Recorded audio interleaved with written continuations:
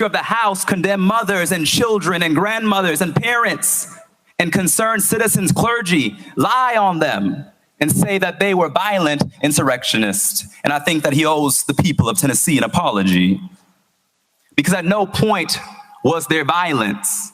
At no point did we encourage violence. In fact, what we were doing was calling for the end of gun violence that is terrorizing our children day after day after day, and all we offer are moments of silence.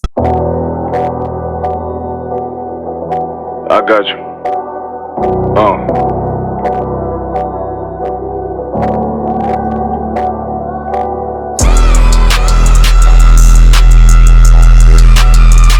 Let it rap.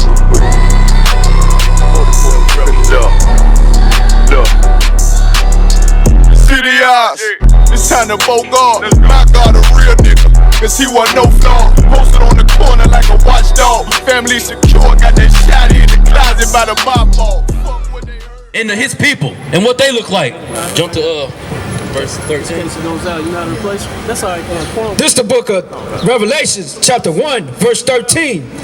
And in the midst of the 7 candlesticks, one like unto the Son of Man, clothed with a garment down to the foot, girt about the paps with a golden girdle. So this is describing the image of Christ, what he had on. Keep reading. Verse 14. His head and his hairs were white like wool. His head and his hair was white like what? His head and his hairs were white like wool. Like wool, not stringy. If I could meet that picture. Baba Kasha.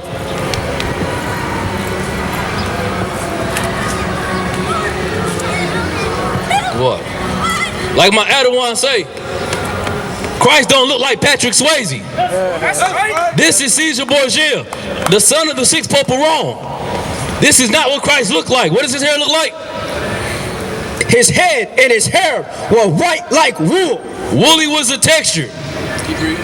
As white as snow. White is the color. This man got brown stringy hair like a dog. That's right. This is the face of white supremacy. This is the face of, what's her name? The woman in the Senate. This is the face of Gloria Johnson. That's right. Gloria Johnson and everybody else in the Senate worships a white man that looks like this. That's right. Not the real Jesus Christ of the Bible. That's right. They feel like that the black man needs to be silenced in the Senate. He can't speak about the things that plague the black community. So long as Christ looks like this, that will be accepted. That's right. Let me get drop that. Give me Revelation. Oh, not Revelation. Daniel 7 and 9. Christ don't look like that, bud. That's right. Christ does not look like this. Christ is a black man with brown or with woolly hair. He had a beard of sheep's wool. From the tribe of Judah. That's right. So if Christ looks like that, not like this, and Christ is from the tribe of Judah, that means all the Israelites, or Salakia, that means all the children of Judah look like that. So if all the children look like that, and then we look at the brother Justin Pearson and Justin Jones in the Senate who spoke up about gun violence, something again that plagues the black community, they were told to be silent. If they were white, if they looked like Patrick Swayze, they wouldn't have been told to be silent. Why do you know that to be true? Because, what's the woman's name? Because Gloria Johnson was a white woman, and she didn't get sat down. They set them 2 brothers down from their seat who spoke up, risked their lives, risked their job, their well-being, to speak up about the problem that not only can plague us, but also plague the white community. The school shooter don't come to the hood to shoot. The school shooter shoots up the white schools. The school that's intermingled, non-segregated schools. Go ahead, read that. Becky school. This is the book of Daniel, chapter 7, verse 9. Behold, till the thrones was cast down, and the Ancient of Days did sit. So now we're reading about the Ancient of Days. What does the Ancient of Days look like? Who is the Ancient of Days? The Ancient of Days is the Most High. Keep reading. Whose garment was white as snow, and his hair of his head like the pure wool. So now we got Christ with woolly hair, and now we got God with woolly hair.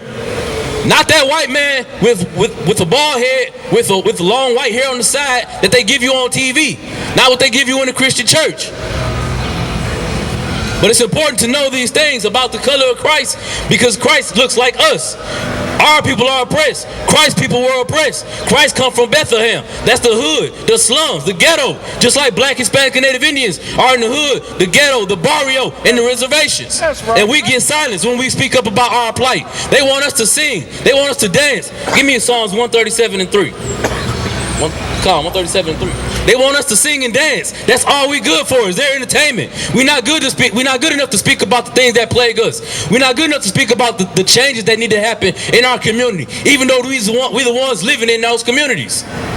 That's right. We the ones being plagued by the gun violence. We the ones being plagued by the drugs. Really, us being plagued by the gun violence really is us being plagued by the guns on the streets. But we don't put the guns on the streets. Who put the guns on the streets? White America. That's right. Who put the drugs in the hood? White America. The whole contraband scandal, that's white America.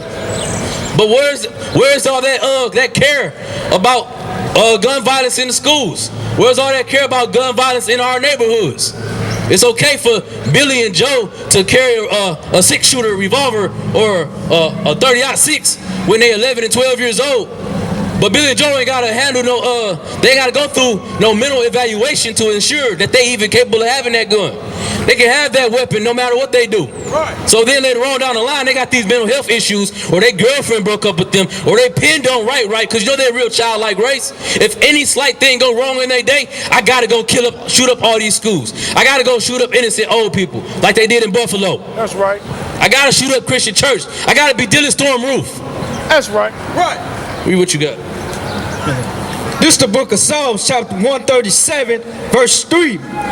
For there they that carry us away captive. Is that the one you read? I'm gonna read them. This is the book of Psalms, chapter 137, verse 3. For they there that carry us away captive require us a song. That's all we good for to America. White America requires a song. They want you to sing. They want you to dance. They want you to be their entertainment. Play sports. Jump high. Run fast. That's all you worth to them. They want you to be a good nigga. A good wetback. A good savage. That's it. Teach them irrigation. Pick that corn. Pick that cotton. Pick that tobacco. That's all you good for. They want you to be their entertainment. They don't want you to come up with policy. They don't want you to evaluate how they've been running this country, how they treat your people, your brothers and your sisters. None of that matters to them. All they care about is what? They require of us a song, and they that wash us require us a method, saying. It say they that wasted up require of us mirth. They want you to be happy in your oppression. They want you to be smiling when they see you. Every time they see you looking sad, looking down, they're gonna laugh at you because you chose oppression. You chose to follow them. You chose to be in their house, in their Senate. So then when you get kicked out their house or their Senate, and you the only two brothers there, like Justin Pearson and Justin Jones, when you get kicked out of their house and their Senate, and you gotta walk of shame out the door, all your constituents, they gotta look and be sad. But everybody else in that house, them representatives, they gonna laugh at you. That's what they did to them brothers. They laughed at them because they had the nerve to think they had some type of equality in this country. They had the nerve to think that maybe my voice matters now because I'm not just some nigga on the streets. Now I'm a nigga that got a slick, that got hair and a nice suit. Because I speak well. Because I'm charismatic. Because I'm into politics. Because I think I got a voice, now I think I can make changes. And I honestly believe them brothers went in there thinking that because they gonna be in there getting that suit, that they can make changes in their community that they come from. But look at the world we in now. Because now you can vote. Now voting means that you can have a choice, have a say-so in what happens to your people, what happens in your neighborhood. Redlining is still a thing. Jim Crow laws are still a thing. And now they're talking about bringing back lynching. That's still a thing. They publicly lynched them two brothers to prove a point. Nigga, you better shut up and do what we tell you to do. Say what we tell you to say. Spiritual Egypt. Spiritual lynchings. Black man, you do not have a voice. Hispanic man, if you think you're going to get in this country and build yourself up too, you will not have a voice. Go ahead, read what you got. Psalms 137, verse 3. For they that carried us away captive require of us a song. They require us to sing a song, to be their entertainment. They ride the buses in your city and play our music that we play. That's all you good for is their entertainment. They get drunk and go to the bar and start bar fights so they can watch football games about people hit each other, but they watching us kill each other on the fields. They don't do it. Keep reading. And they that wasted us require us mirth. They require of us mirth. They require us to be happy. You shut up and be happy that you're not on the field no more. Shut up and be happy we gave you food stamps. That's all you get. You can't have no more. You can't build your people. The most you can do is build us. Talking about white America. White America wants you to innovate, create, and invent things that they can use to build them up. But you cannot do anything that doesn't involve them. If it involves them, it better be for the good of them and the down of your own people. Keep reading. Sing us one of those songs of Zion. Verse 4. How shall we sing the Lord's song in a strange land? We're in a strange land. We're supposed to be like it. We're in a strange land. They want us to be happy in this strange land, to sing strange songs in this strange land. But we can't do that. Why? Because we believe in a white Jesus. We believe that Christ being white mean that like it.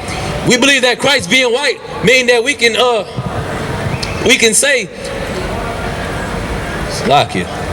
We believe that Christ being white means that we can say what we want to say in the Senate. Because Christ being white means that God love everybody. That's what white Christ stands for. That's the face of God love everybody, of Christianity. But Christianity don't also tell you that Christianity is pro women having choices. Women having a choice to abort your baby, to choose to be a woman or not. Whether or not they even want to sing legal spiritual. It's lucky. Well, go ahead, read that again, verse 4. Psalms 137, verse 3 in the middle. Sing us one of those songs of Zion.